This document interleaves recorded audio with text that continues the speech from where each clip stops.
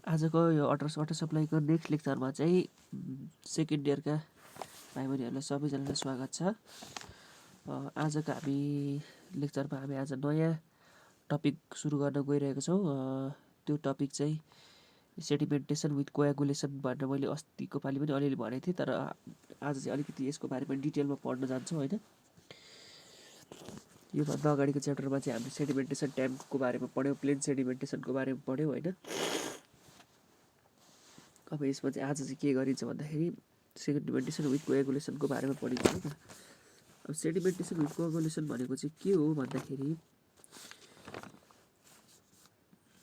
The sedimentation assisted by ए केमिकलले चाहिँ कुनै पनि पानीमा चाहिँ तिम्रो एकदम फाइन पार्टिकल्स अथवा कोलाइडल पार्टिकल्स चाहिँ तिम्रो के हुन्छ, तिनीहरूको वेट एकदमै नेग्लिजिबल भएको भएर अर्थात् यसको चार्ज पार्टिकल भएको भएर चाहिँ के हुन्छ, यो चाहिँ पानीमै फ्लोट भएर बस्छ है, सेटल डाउन हुँदैन। अब त्यस्तो ग्राभिटीको इफेक्टले चाहिँ सेटल डाउन हुँदैन। अब त्यस्तो पार्टिकललाई सेटल डाउन गर्ने चाहिँ कसरी भन्दाखेरि केमिकल युज गरेर। अब सेडिमेन्टेसन विथ कोएगुलेसनको प्रिन्सिपल के हो भन्दाखेरि तिमीले कुनै पनि केमिकल वाटरमा हाल्यो भने चाहिँ त्यसले चाहिँ के गर्छ, एउटा लार्जर मास बनाउँछ। त्यो लार्जर मासले चाहिँ फाइन पार्टिकल्सहरूलाई अट्र्याक्ट गरेर आफू झन् ग्रोथ हुन्छ अनि सेटल डाउन हुन्छ भन्ने प्रिन्सिपल हो है।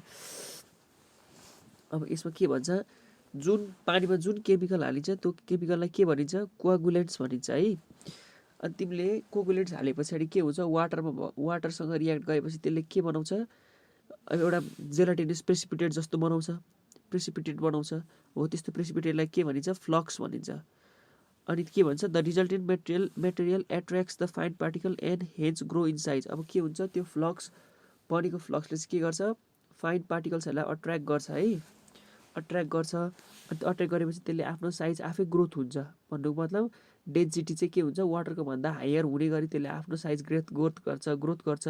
त्यस पछाडि के हुन्छ, आफै ग्राभिटीको इफेक्टमा त्यो के हुन्छ, सेटल डाउन हुन्छ है त। अब के भनिन्छ भन्दाखेरि सुरुमा हाल्ने केमिकललाई कोएगुलेन्ट्स भनिन्छ, अनि बनेको रिजल्टेन्ट मासलाई फ्लक्स भनिन्छ। अनि the process of adding chemical and मिक्सिङलाई चाहिँ के भन्छ, प्रोसेसलाई चाहिँ के भनिन्छ, कोएगुलेसन भनिन्छ। अनि फर्मेसन अफ फ्लक्सलाई के भनिन्छ, फ्लोकुलेसन भनिन्छ है। यसको बारेमा यही हो, तिमीहरूले पढ्नु बुझ्नुपर्ने होइन। अब त्यस पछाडि हामी के पढौँ भन्दाखेरि कोएगुलेसन गर्ने बेलामा चाहिँ कुन कुन केमिकलहरू युज हुन्छ वाटर सप्लाईमा है, त्यो कुरा बुझौँ है त। सबसे सुरुमा हामीले मेनली भनेको 3टा केमिकल युज हुन्छ। एउटा भनेको चाहिँ एल्युमिनियम सल्फेट भन्छ, एलम फिटकिरी भन्छ नेपालीमा है। सेकेन्ड नम्बरमा आइरन साल्ट भनेको ferrous sulphate, ferric chloride, ferric sulphate, यिनीहरू है। अर्को भनेको चाहिँ सोडियम एल्युमिनेट भन्ने युज गर्छ है। प्रायः जस्तो युज गर्ने भनेको चाहिँ यिनीहरू नै हो। त्यसरी सब सुरुमा हामीले के पढौँ, एल्युमिनियम सल्फेट है। एल्युमिनियम सल्फेट भनेको चाहिँ के गरिन्छ, वाटरमा प्रेजेन्ट भएको बाइकार्बोनेट अल्कालिनिटिजसँग चाहिँ के हुन्छ, यो रियाक्ट गर्छ है। यसले चाहिँ वाटरमा भएको अल्कालाइन नेचरको केमिकलहरूसँग चाहिँ यसले रियाक्ट गर्छ।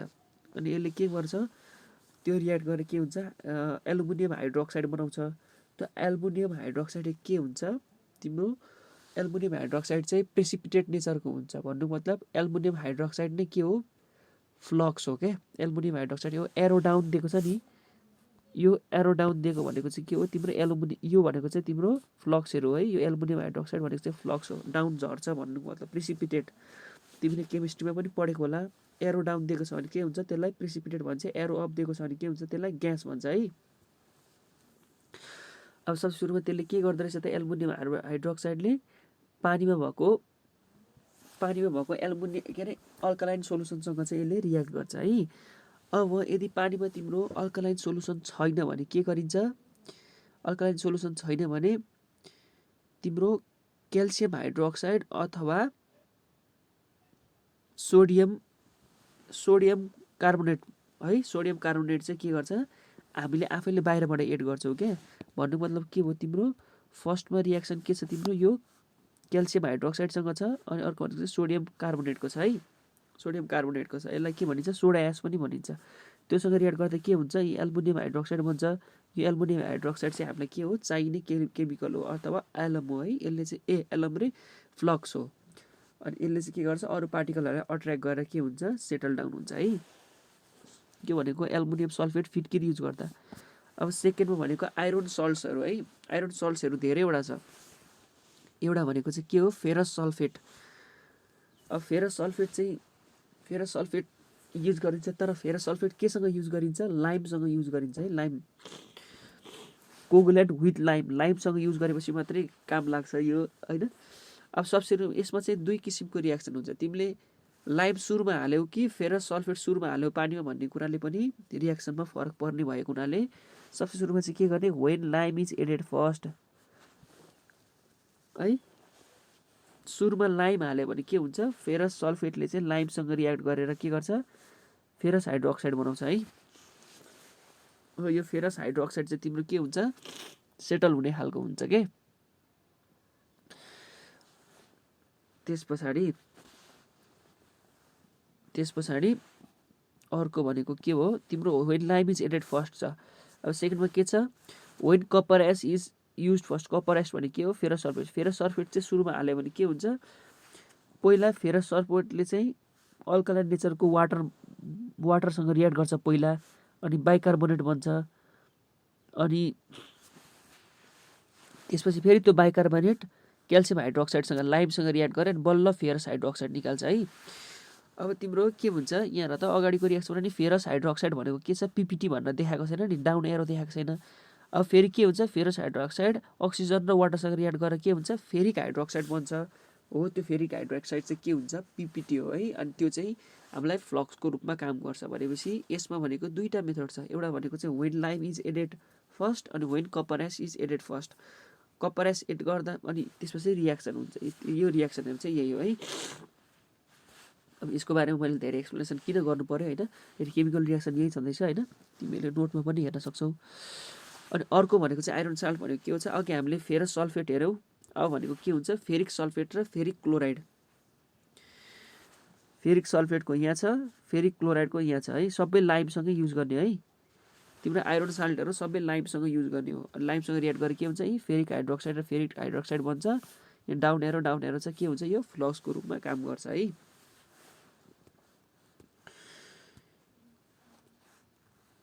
त्यस पछाडि अब सोडियम अल्युमिनेट भन्ने अर्को अब सुरुमा हामीले एलमको पढ्यौँ होइन। त्यस पछाडि आइरन सल्ट्स पढ्यौँ, आइरन सल्फेट र फेरिक पढ्यौँ। अनि अब चाहिँ के हो सोडियम अल्युमिनेट है। सोडियम अल्युमिनेट चाहिँ फेरि केसँग रियाक्ट गर्ने वाटरमा भएको सल्ट म्याग्नेजियम अथवा क्याल्सियम सल्टसँग चाहिँ रियाक्ट गरेर यसले के गर्छ क्याल्सियम एल्युमिनेट निकाल्छ। अनि क्याल्सियम एल्युमिनेट चाहिँ के हो हाम्रो एलम हो। एरै फ्लक्स हो है। यो चाहिँ सेटल डाउन हुन्छ। भनेपछि हाम्रो के गर्ने सोडियम एल्युमिनेट चाहिँ पहिला बाइकार्बोनेटसँग रियाक्ट गरेर बाइकार्बोनेट छ भने बाइकार्बोनेटसँग रियाक्ट गरेर यो निकाल्छ। क्लोराइड छ भने क्याल्सियम सल्ट छ भने यो निकाल्छ। क्याल्सियम सल्फेट छ भने यो निकाल्छ है। सबैमा क्याल्सियम एल्युमिनेट चाहिँ हामीलाई रिजल्ट चाहिँ त्यो हो कि है। यति निकाले पछाडि भयो है। यसमा युज हुने केमिकलहरू यही नै हो होइन। अब यसमा अझ थाहा पाउनुपर्ने कुरा चाहिँ के हो भन्दाखेरि आइरन सल्टको फ्लकहरू चाहिँ अलिकति हेभी हुन्छ है। जसले गर्दाखेरि चाहिँ के हुन्छ तिनीहरूको रिमुभलमा चाहिँ धेरै इफिसियन्सी बढी हुन्छ आइरन सल्टको अलम भन्दा पनि, अलम र सोडियम एल्युमिनेट भन्दा पनि है। अनि के हुन्छ आइरन सल्ट चाहिँ अक्सिडाइजिङ एजेन्ट भएको हुनाले गर्दाखेरि तिम्रो यसले चाहिँ टेस्ट र अर्डर पनि राम्रो दिन्छ। यसबाट तिमीले कोगुलेसन गरेको पानीमा चाहिँ के हुन्छ टेस्ट र अर्डर पनि हराएर जान्छ है। अनि आइरन सल्ट भनेको धेरै पिएच भेल्युको लागि पनि युज गर्न सकिन्छ। वाटरको पिएच भेल्यु धेरै रेन्जसम्म पनि यो युज गर्न सकिन्छ है। तर के हुन्छ आइरन सल्टको डिसएडभान्टेज यसले भनेको चाहिँ अलिकति स्ट्रेनिङ हुन्छ नि। अब भाँडाहरूमा चाहिँ यसले के गराउँछ नराम्रो हेर्दाखेरि चाहिँ नराम्रो स्ट्रेनहरू आउँछ के अरे दागहरू देखिन्छ है। अनि अर्को भनेको चाहिँ यो चाहिँ कोरोसिभ नेचर हुन्छ। भन्नुको मतलब आइरन सल्ट चाहिँ तिम्रो कन्टेनरसँग पनि रियाक्ट गर्ने हुन्छ। तिमीले जुन भाँडामा राख्यौ त्यो भाँडालाई नै रियाक्ट गर्ने भएको हुनाले आइरन सल्ट चाहिँ अलिकति डेन्जरस हुन्छ है एलम भन्दाखेरि। अनि यसलाई ह्यान्डलिङमा पनि अलिकति समस्या हुन्छ ल। यसको एडभान्टेज डिसएडभान्टेजहरू चाहिँ यही हो मैले अहिले भनेको कुराहरू है। यो नोटमा पनि छ एकचोटि तिमीहरूले हेर है त। अब त्यस पछाडि हामीले प्रोसेस हेरौँ है त। प्रोसेसमा के छ, सेडिमेन्टेसन विथ कोएगुलेसन गर्ने प्रोसेस के हो भनेर हेरौँ है त। सेडिमेन्टेसन विथ कोएगुलेसन गर्ने प्रोसेस भनेको चाहिँ के हो भन्दाखेरि फर्स्टमा यसमा 4वटा स्टेप छ है। एउटा भनेको चाहिँ तिम्रो feeding device, feeding the coagulants, feeding device होइन। अर्को भनेको मिक्सिङ डिभाइस, अर्को भनेको फ्लोकुलेसन, अर्को भनेको सेडिमेन्टेसन ट्याङ्क है। फर्स्टमा भनेको चाहिँ फिडिङ डिभाइस, सेकेन्डमा भनेको मिक्सिङ डिभाइस, थर्डमा भनेको फ्लोकुलेसन अथवा फ्लोकुलेसन ट्याङ्क, अनि अर्को भनेको चाहिँ लास्टको भनेको चाहिँ सेटलिङ ट्याङ्क है त। अब फर्स्टमा हामी के को बारेमा हेरौँ भन्दाखेरि फिडिङ डिभाइस भनेर हेरौँ है। फिडिङ डिभाइस भनेको चाहिँ के हो भन्दाखेरि त्यहाँबाट चाहिँ के हुन्छ, तिम्रो वाटरमा चाहिँ केमिकल दिन्छ क्या, फिड गर्ने दिने केमिकल दिने अथवा कोगुलेट दिने भनौँ होइन। अब यो भनेको चाहिँ ड्राई फर्ममा पनि दिइन्छ, वेट फर्ममा पनि दिइन्छ है। ड्राई फर्ममा भनेको चाहिँ पाउडर फर्म हो, वेट फर्म भनेको चाहिँ तिम्रो के हो, वाटरसँग मिक्स गरेर चाहिँ के गर्ने, त्यसलाई चाहिँ फिड गर्ने है। अब ड्राई फर्ममा मिक्स गर्ने कि वेट फर्ममा पठाउने भन्ने कुरा चाहिँ के हुन्छ, यो 4वटा फ्याक्टरले डिपेन्ड गर्छ। एउटा भनेको चाहिँ क्यारेक्टरिस्टिक अफ कोगुलेट है। अब तिम्रो के हुन्छ, एकदम पाउडर फर्ममा छ, एकदम युनिफर्म डिस्ट्रिब्युसन छ भने केमिकलको के हुन्छ, तिमी ड्राई फर्मबाट दिने गर्छौ। अनि कुनै पनि केमिकल चाहिँ के हुन्छ, तिम्रो अलिकति लम्पी साइज, लम्पी जस्तो हुन्छ क्या। अब त्यो फिट के अरे अरू कुन कस्तो केमिकलहरू भन्दाखेरि चाहिँ एलम भनेको चाहिँ तिम्रो एकदम युनिफर्म फेयरली फाइन हुन्छ, त्यही भएर यो ड्राई फिडिङबाट युज गरिन्छ होइन। तर के गरिन्छ, अब कपर एसहरू मैले अघि भनेको थिएँ नि, फेरस सल्फेटहरू, तिनीहरू भनेको चाहिँ अलिकति लम्पी नेचरको अलिक हुने भएको हुनाले त्यसलाई चाहिँ के गरिन्छ, वेटबाट चाहिँ त्यसलाई के गरिन्छ, फिड गरिन्छ है। पहिला त्यसको मिक्सर बनाएर अनि बल्ल फिड गरिन्छ। अनि अब amount of coagulant to be use है। अब कोगुलेन्ट कति चाहिन्छ भन्ने कुराले, केमिकल कति चाहिन्छ भन्ने कुराले नै एकदम फरक पार्छ होइन। यदि कोगुलेन्टको डोज कम छ है भनेपछि कोगुलेन्ट चाहिँ थोरै हाल्नु पर्ने, डोज कम छ भने चाहिँ के गर्छ, धेरै एक्युरेसीको लागि चाहिँ के गरिन्छ, कोगुलेन्ट एकदम छ भने ड्राई फिडिङ के अरे डोज एकदम कम छ भने वेट फिडिङ गरिन्छ, अनि डोज एकदम हाई छ भने के गरिन्छ, ड्राई फिडिङ गरिन्छ है।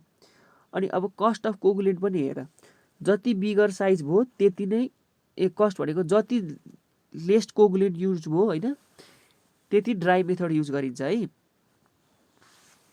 अनि त्यस पछाडि साइज अफ द प्लान्ट भनेको चाहिँ तिम्रो जति साइज ठुलो भयो त्यति तिम्रो के गरिन्छ, वेट मेथड युज गरिन्छ है, वेट मेथड युज गरिन्छ।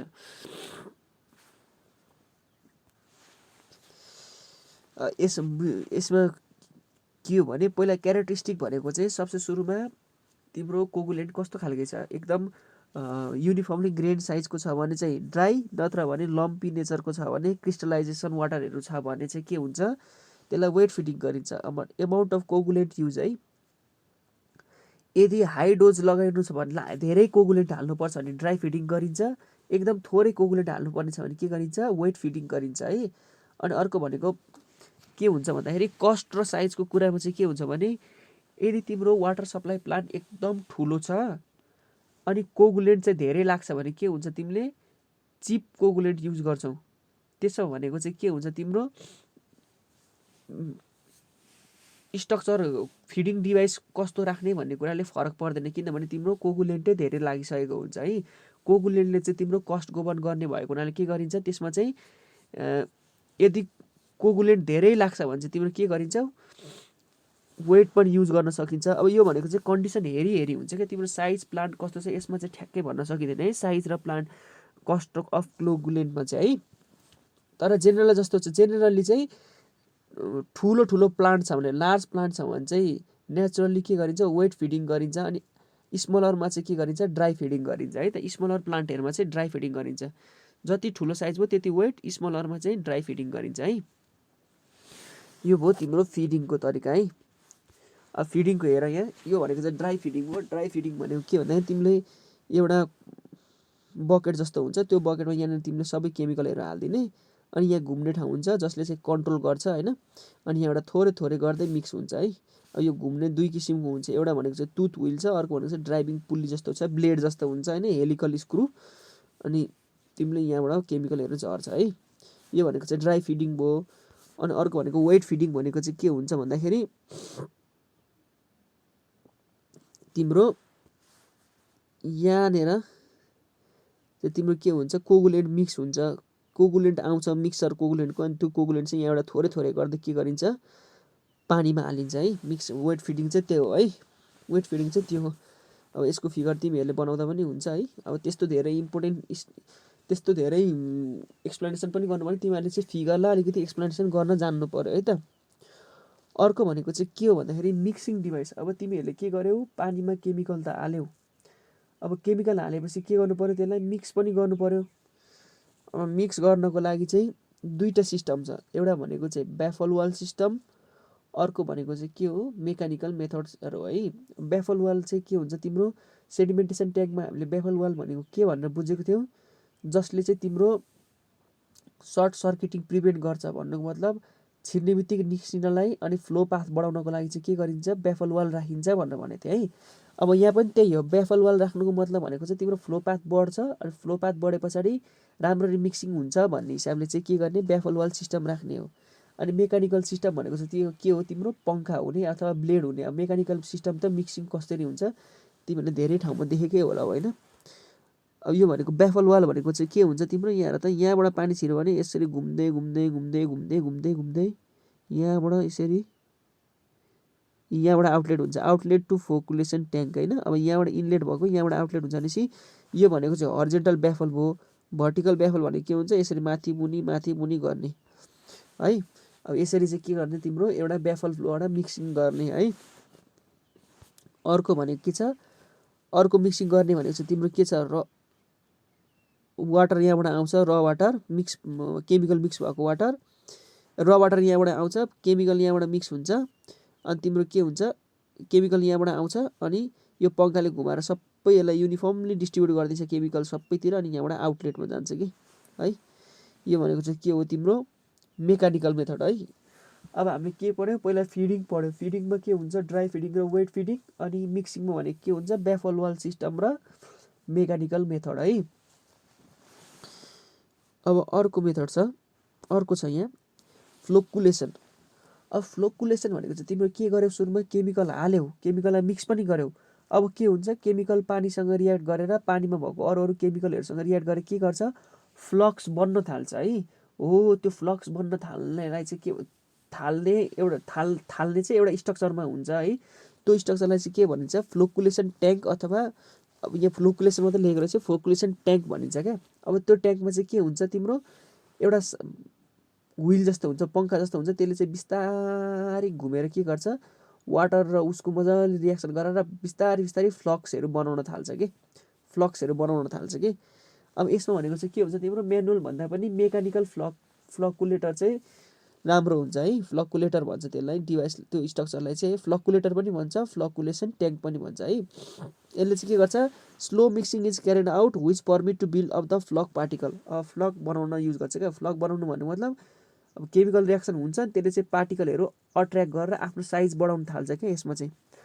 अनि यस पछाडि चाहिँ के हुन्छ तिम्रो अब सेडिमेन्टेसन हुनु पर्यो, त्यसपछि यसलाई के गरिन्छ सेडिमेन्टेसन ट्याङ्कमा पठाइन्छ है।